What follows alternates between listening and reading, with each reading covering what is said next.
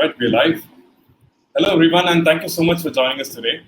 We have Earl with us, the Vice President of Global Marketing at RFPIO Inc. Angela is a leader in the technology industry. He's passionate about empowering motivated teams and growing organizations, leveraging more than 20 years of business experience to improve outcomes through sales and marketing. She was recognized as one of the top 30 marketing technology experts to watch out in 2016 and listed in the top 10 most impactful women in technology in 2020. She is a contributing author to the international best-selling book, Significant Women, Leaders Reveal What Matters Most. It's a pleasure having you today with us, Angela. The stage is yours. It's a pleasure to be here, Gautam. Thank you so much. And welcome to the session, everyone. I'm excited to be here. Let me go ahead and present my screen. And we will get started. Have you shared this? Oh, okay, yes. Yeah, we can see your screen now. That's great. And do you just see the slides or do you see the presenter notes as well? No, we just... Can't everybody seeing the jokes before I tell them? That would be... Like, we can just see the slide, yeah. It ends with Awesome. RFPIO. Yes. Great. Well, let's get it started. Thank you for having me. I'm excited to be here. I'm really excited to talk a little bit about my experience over the last 18 months with change and with marketing, and really about becoming an agile marketer. And so with that, we'll get started.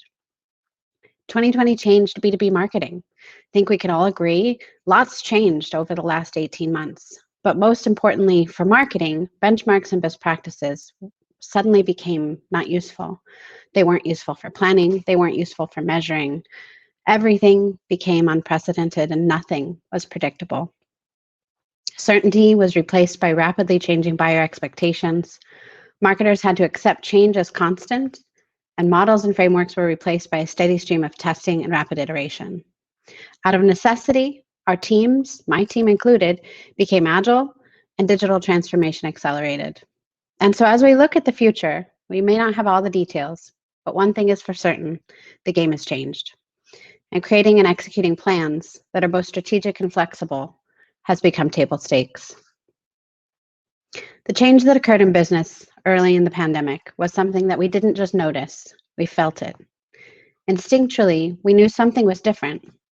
With those same instincts, we also knew things weren't going to just return to normal. Then, and now, it's easy to pinpoint when that change happened. We can look at a calendar. But outside of empty streets and abandoned offices, exactly what changed about our buyers and our B2B environment may feel a little more difficult to put our finger on.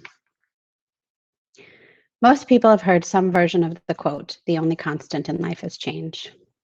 But if change is so constant, then why are we still struggling to adapt to changes that started last year? Perhaps we can lean on the wisdom of Jack Welch to understand. Change before you have to. Prior to 2020, change was happening, but it wasn't forced. Let me explain with an example. I came across this article from November 2006, published by entrepreneur.com. The article was titled 10 Marketing Trends to Watch in 2007. This is an excerpt from that article 14 years ago. In it, an almost prophetic urging on the need to adopt web conferencing. I think they meant Zoom. We almost have to laugh at the excitement about the webinars. The comments about never leaving home, it might be too soon for that. It was Bill Clinton who once said, "The price of doing the same old thing is far higher than the price of change." This article was urging companies to lean into virtual meetings almost a decade and a half before they'd have no other choice. Shout out to all the companies who embraced remote work and virtual meetings prior to March 2020. You were ready. Many of us were not. You embraced change before you had to, and by doing so, you didn't pay the sacrificial cost that many did that spring. For everyone else, why do we resist? What causes us to wait and to push back against change? I believe the answer is mindset. One specific season of my life taught me about mindset.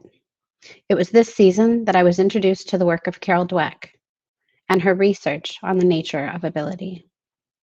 This book has become required reading on my team. A growth mindset isn't magic. We all know there's no such thing as magic.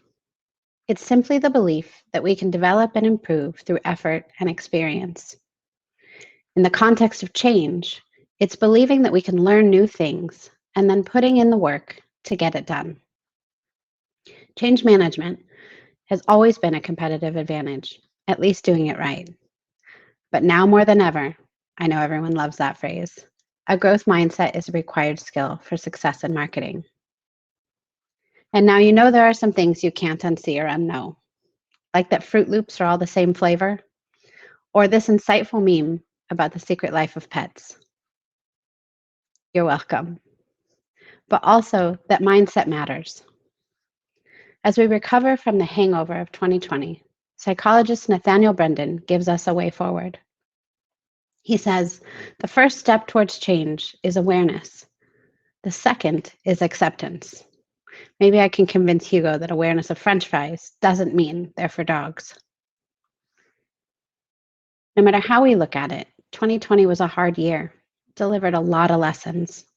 But now that we are aware of how important it is to embrace change, we can ceremoniously move ourselves up a group in the theory of diffusion of innovations. And now that we're all innovators, let's explore what that means for how we do marketing. Hyper-growth tech companies come with an environment even more exposed to constant change. This is the world I live in every day. And managing our mindset is step one. But we also have to build plans and campaigns that can adapt quickly and easily. We don't need to make it harder than it has to be.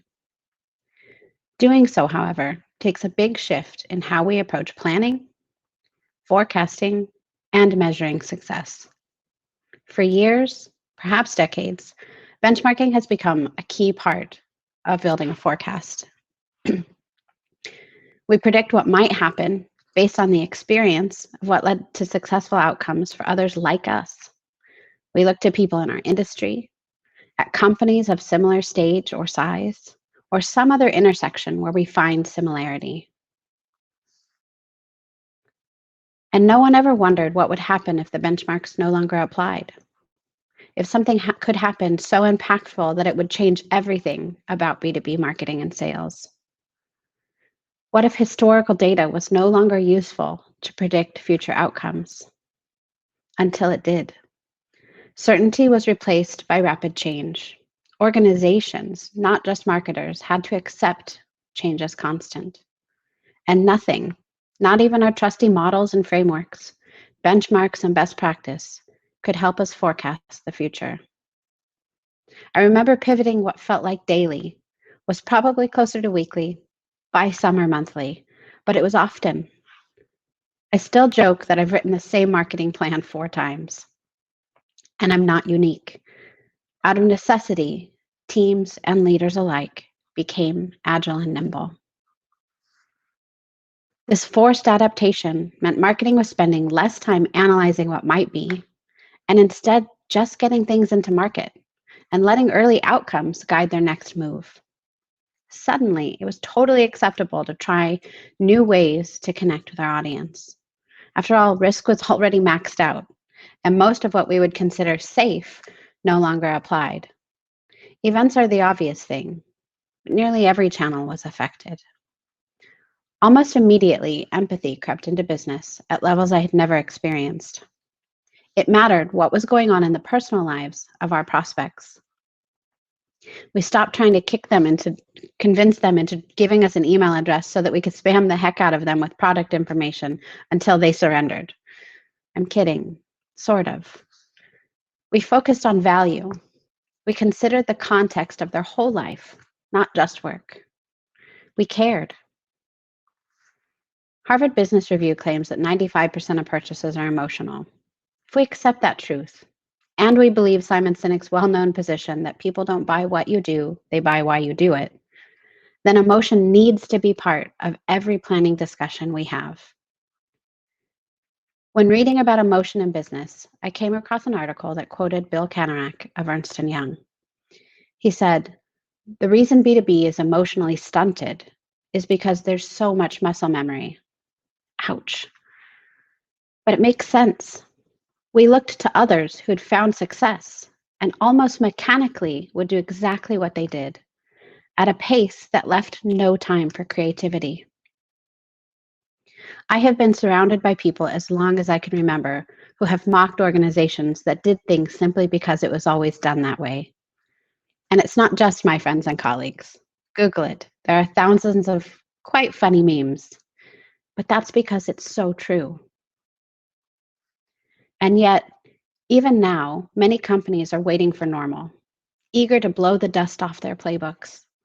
Never mind that normal isn't coming, and that playbook is as useful as a dial-up modem.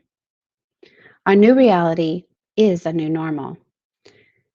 I might have made a goal to use as many pandemic phrases as possible just to please my CTO. He loves them. We've entered a way of doing business that demands empathy. Emotion isn't just accepted, it's expected. At RFPIO, we've made emotion a key part of our campaign planning. We ask things like, how do we want our audience to feel? Then we build some things. We get them in market, and we listen. We listen to the data, we listen to the feedback, and we listen to the results. And then we iterate. And yes, as some post-COVID era benchmarks come out, they'll be layered into our approach. And they will be one of the data points that we use to build our forecast. But their credibility isn't going to return to the holy grail status that it used to. And the best among us, I believe, will continue to question the status quo. Now, you might be wondering, how do you measure success if you're constantly trying new things? The answer I've found is simplify. I'm a data nerd. I get it. It's fun to track all the things. Everybody wants to build a 51-point buyer's journey based on your best deals and to analyze entire lakes of data. But if we can be honest with ourselves for a moment, most of our data is crap. We never used those buyer's journeys the way we thought we would. Anybody else build a persona named Sam that lives on their wall, never gets looked at? And analyzing the lakes of data feels more like navigating the fire swamp from Princess Bride. God, those rat things were ugly. So simplify. Go Marie Kondo on your dashboard. Ask, have I used this data to make a decision? And if not, stop focusing on it. Decluttering your data may not reach the heights of serenity that Marie promises, but you'll be surprised how inspiring, usable, clear data can be. Carly Fiorina, former CEO of Hewlett-Packard, put it nicely when she said, the goal is to turn data into information and information into insight. Remember, with data, if it's not helping you, it's holding you back. And so, in summary, be both strategic and flexible. Accept change quickly. Lean in. Hold open space for empathy. Ask what you want your audience to feel. And for the love of marketing, keep it simple. Thank you.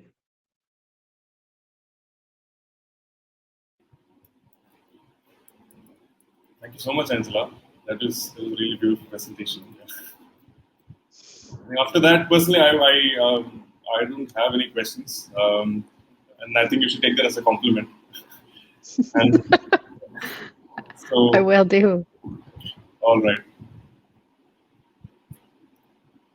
Let's see if we'll wait for a few minutes. In case we don't have any questions, we'll wind up. I'm assuming the audience, share the same mindset I do at the moment. Because yes, I agree with how you wrapped it up. You kept it simple, and we have comments for you.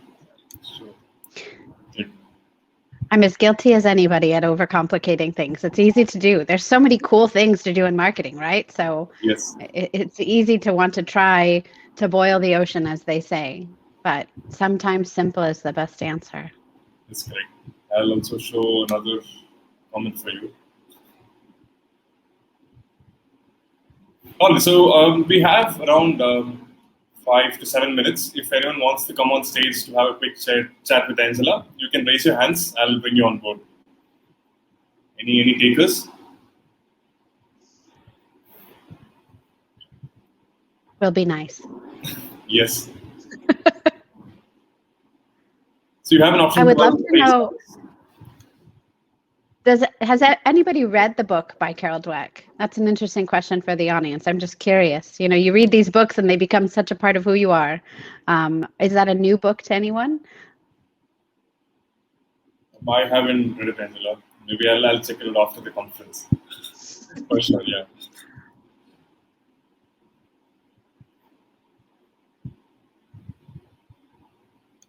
Someone who's commented on it. Sounds like others have. There's another comment from here. That's great. So, any questions, any comments for Angela? Anyone do you want to join us on stage?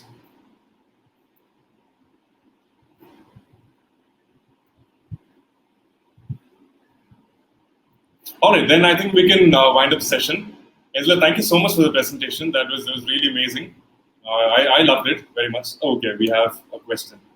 Yes, let me go on stage. Here you go. The forecasting question. I love 8-ball questions. I wish I had I need to get an 8-ball for my desk because that's how it feels. The thing about predictions, so I will caveat it by saying I am a data-driven marketer, right? I came up through marketing ops. I can integrate systems, you know, with the best of the nerds out there. So predicting the future is a really hard question for me. It's funny how these certain things tend to stump us over and over and over again. But I always want to go back to the data, and just like what we talked about with the trends and the benchmarks, my data currently is not available, right? What the future holds. And so what I can tell you is how we have predicted the future kind of as we've gone and navigated the last 18 months. And really we look for what are the common things we're seeing, right? And again, just testing things out. So if I had to say what the next big trend is for B2B, I'm hopeful rather than predicting that we're going to really lean into emotion and empathy. I think with the rise of leaders like Simon Sinek and Brené Brown, who are giving the words to describe what was just feelings in business, that we're going to be more compassionate marketers who continue to care. And as a result, I think we're going to see better interactions, right? More authentic. We're going to go from saying customer experience to actually building it. Right.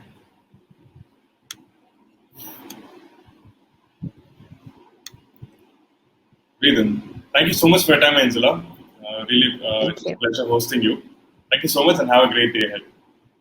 And for the audience, we have a lot of other sessions coming up. So stay tuned. We'll see you soon. Thank you.